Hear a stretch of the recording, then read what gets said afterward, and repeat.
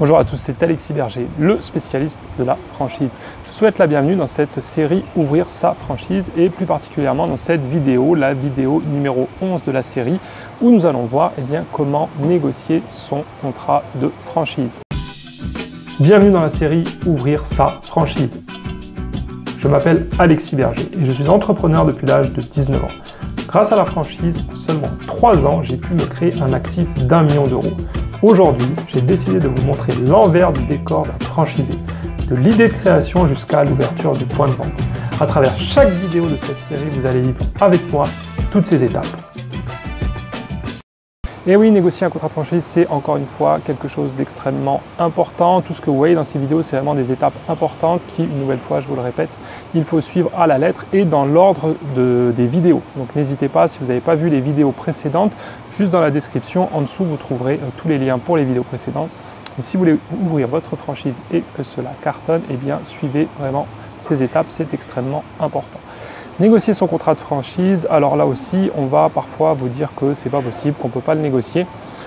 Et c'est à mon avis, totalement ridicule puisque moi j'ai toujours négocié les contrats que je signais et c'est le but d'un contrat, c'est le but d'un accord commercial. Il faut forcément négocier. Quand vous allez acheter quelque chose, quand vous allez faire une transaction, il y a toujours des points où il va falloir se mettre d'accord. Alors peut-être que effectivement, si vous allez prendre une franchise comme McDonald's, là vous ne pourrez pas négocier, mais c'est très rare. De tous les gens que moi je suis, que je coach, qui ont pris ma formation, personne ne souhaite ouvrir une franchise chez McDonald's, donc on n'a pas de problème pour négocier avec les enseignes qui nous intéressent.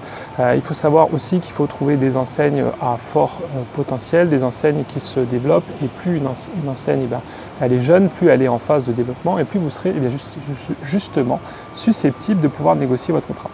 Alors il y a des choses quand même que vous n'allez pas pouvoir négocier. Vous ne vous attendez pas à pouvoir négocier la redevance. Ou alors c'est vraiment que vous êtes une enseigne très très jeune. C'est-à-dire que si l'enseigne n'a que 1 ou 2 points de vente et que vous êtes, j'ai envie de dire, un pionnier, là vous pourrez peut-être la négocier, mais normalement si vous êtes sur une enseigne très jeune, la redevance est aussi beaucoup plus basse. Méfiez-vous d'une enseigne qui n'a qu'un ou 2 points de vente et qui pratique, on va dire, des frais de redevance équivalentes à une enseigne qui en a 50. Pour moi, ce n'est pas du tout normal, il doit y avoir une progression. Plus la redevance est importante, ce qui est le cas, par exemple, justement chez McDonald's, vous avez des redevances très élevées, c'est parce que l'enseigne, justement, elle est très connue et donc par conséquent, elle est très demandée, que ce soit par de futurs franchisés ou tout simplement par les clients. C'est-à-dire que les gens ils préfèrent aller chez McDonald's que chez Quick, c'est un fait. C'est-à-dire qu'un McDo fera plus à emplacement équivalent. C'est-à-dire que vous mettez au même endroit un McDo ou un Quick, vous ferez beaucoup plus de chiffre d'affaires avec un McDo. Donc ça, vous allez malheureusement, j'ai envie de dire, le payer. Donc voilà, redevance, oubliez un petit peu de pouvoir la négocier. Les droits d'entrée, ça va aussi être quelque chose de compliqué. Ça sera un tout petit peu plus simple. Peut-être une petite remise ou demander un paiement en 2 fois. Par exemple, au moment de la signature, vous payez 50%. Au moment de l'ouverture, 50% restant. Voilà, tout ça, c'est quelque chose qui peut se négocier parce que l'enseigne, par exemple, là, elle ne perdra pas d'argent. Elle touchera toujours le même montant.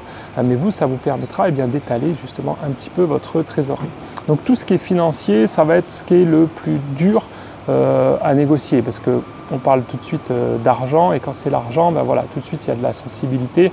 Le franchiseur aussi, c'est normal, il veut avoir un réseau homogène, c'est-à-dire que s'il a 15 franchisés et que les 15 ils ont des redevances différentes, naturellement ça ne va pas le faire parce qu'ils vont parler entre eux. Il y en a un qui va dire pourquoi moi je paye 5, lui paye 4. Etc. Donc tout ce qui est financier, c'est le plus compliqué à négocier. Mais il y a plein d'autres choses. Vous verrez qu'un contrat de franchise, souvent c'est assez épais, ça fait des dizaines de pages, parfois ça en fait même une centaine.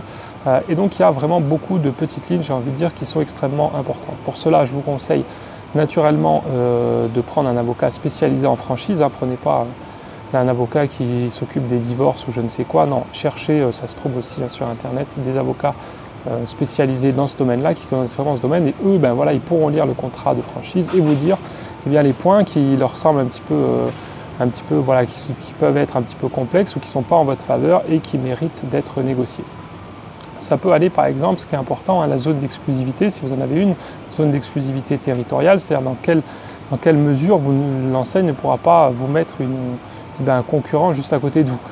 Parce que si vous ouvrez votre restaurant et que l'enseigne elle met dans le contrat que votre zone d'exclusivité c'est 500 mètres autour, c'est-à-dire qu'à 501 mètres, vous pouvez avoir un autre restaurant de la même enseigne qui s'installe. Et ça, ben voilà, c'est pas forcément très très bon pour vous. Donc la zone d'exclusivité, ça peut être une ville. Après, vous pouvez aussi avoir, ça c'est très classique, et ben pendant, on va vous dire que voilà, ça dépend de la taille de la ville, mais sur une ville de taille moyenne, on va vous dire, ben voilà, c'est-à-dire que tu ouvres là, on te donne l'exclusivité pendant 3 ans. C'est-à-dire qu'après 3 ans, soit tu ouvres un deuxième, ou si tu n'as toujours pas ouvert un deuxième, dans ce cas-là, si quelqu'un d'autre vient et nous propose un local, on va lui dire, par exemple, voilà, on va te demander ton avis à toi, et si toi tu ne veux pas le faire, dans ce cas-là, la personne, elle aura le droit de le faire. Donc voilà, vous pouvez avoir aussi comme ça des petites, j'ai envie de dire des petites priorités où on doit d'abord vous demander votre avis, mais ça sera toujours limité dans le temps. On va pas, parce que l'enseigne, elle ne va pas bloquer une ville pour vos beaux yeux et la bloquer indéfiniment. Donc si vous en ouvrez un et que pendant 5 ans, mais ça serait trop long, hein, ça ne sera pas le cas, ce sera plutôt 2 ans, 3 ans maximum, on vous dit, voilà, si pendant cette période quelqu'un vient avec un nouveau projet, vous avez la priorité, mais si vous la refusez, naturellement, lui, il a le droit de l'ouvrir. Donc ça, c'est très important. Donc tout ce qui est zone territoriale, il y a aussi ben voilà, tout ce qui est votre plan de développement. Ça peut déjà être prévu, justement, que vous allez en ouvrir un deuxième, un troisième, et parfois vous aurez des meilleures conditions. Peut-être que sur le deuxième, vous allez dire, moi je suis motivé, je vais en ouvrir 2, 3, donc sur le deuxième, si j'ouvre le deuxième dans les 2 ans, je ne paye que 50% des droits d'entrée. Voilà, il y a vraiment beaucoup de choses à négocier, ou à la fin du contrat, c'est aussi important. Il ne faut surtout pas qu'à la fin du contrat, parce que vous verrez, les contrats, c'est toujours à la fin du contrat, ils vont vous dire qu'il faut renégocier un nouveau contrat, que vous ne pouvez pas prolonger votre contrat, donc en fait il faut un nouvel accord, et à ce moment-là, vous pouvez déjà écrire dans le contrat qu'en cas de signature d'un nouveau contrat, il n'y aura aucun droit d'entrée à payer. Voilà, pas repayer les droits d'entrée, ça c'est pareil. La majorité du temps, hein, quand vous renouvelez, il n'y a pas de droit d'entrée à repayer, mais ça arrive que certaines enseignes, si malheureusement, elles refassent payer. Donc vous voyez, il y a vraiment beaucoup de choses. Négocier le contrat de franchise, n'écoutez pas les gens qui vous disent que c'est pas possible, que la franchise, voilà, c'est un franchiseur qui décide de tout pour vous. Je vous l'ai dit dans la vidéo précédente, la franchise c'est surtout un partenariat, une manière de travailler ensemble. Vous avez besoin du franchiseur, mais n'oubliez jamais que lui aussi, il a besoin de vous, parce que si vous vous ne mettez pas d'accord avec lui, si sur le contrat ça ne va pas, vous n'ouvrez pas. Donc lui, il ne va pas toucher de droit d'entrée, donc il perd de l'argent immédiatement. Il ne va pas toucher de royalties, donc il va perdre de l'argent pendant 5 ou 7 ans, c'est la durée du contrat. Et en plus, sa marque ne sera pas présente dans cette ville, et il y a peut-être des concurrents qui vont s'installer. Donc vous voyez, lui aussi, il a absolument besoin de vous pour son développement. Et surtout que les enseignes, elles veulent quand même se développer rapidement. Si vous avez un beau concept, un concept qui est à la mode, il ne faut pas 15 ans pour que vous ouvriez 15 magasins. Donc ils vont, s'ils veulent ouvrir rapidement, s'ils veulent avoir vite 50, 100 points de vente et qui sont super chiants, d'ailleurs j'ai connu des enseignes comme ça, enseignes super demandées, vraiment très intéressantes, mais les conditions, ils étaient vraiment pénibles. Les résultats, ils avaient des prospects, des tonnes de prospects, je vous promets. Hein. Toute leur journée découverte, c'était archi plein, tout le monde en parlait dans la presse, mais après, quand vous regardiez les ouvertures, il n'y en avait pas beaucoup, parce que beaucoup faisaient les journées, avançaient, ils recevaient le contrat. Le contrat c'était un mauvais contrat, ils ne voulaient pas le négocier, et du coup, les gens, ils laissent tomber. Et ils disent, c'est pas grave, je vais trouver une autre enseigne.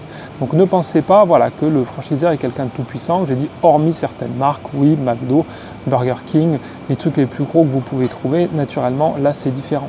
Mais c'est pas vraiment ce qu'on parle, c'est pas de ça qu'on parle sur cette chaîne. Ici, on parle de gens qui, comme moi, ont commencé avec rien, j'ai envie de dire, et qui cherchent des enseignes pour se développer, et pas déjà des mastodontes où vous devez posséder 500 000, 1 million d'euros cash sur votre compte pour pouvoir travailler avec eux. Moi, j'espère que cette vidéo vous a plu, que vous savez maintenant que la négociation de votre contrat de franchise, c'est un élément indispensable dans votre parcours de futur franchisé. N'hésitez pas à mettre un gros pouce bleu, à partager cette série de vidéos avec les gens que vous connaissez qui sont intéressés par l'entrepreneuriat. Si vous voulez en savoir plus sur moi, mon parcours, comment la franchise m'a permis de me constituer un actif d'1 million d'euros en seulement 3 ans, je vous invite à cliquer sur le lien qui va apparaître sur votre écran. Il vous suffit de laisser votre adresse mail. Vous avez accès à une vidéo de présentation qui dure un petit peu plus d'1 heure. C'est totalement gratuit. Je vous dis à très bientôt. Ciao, ciao.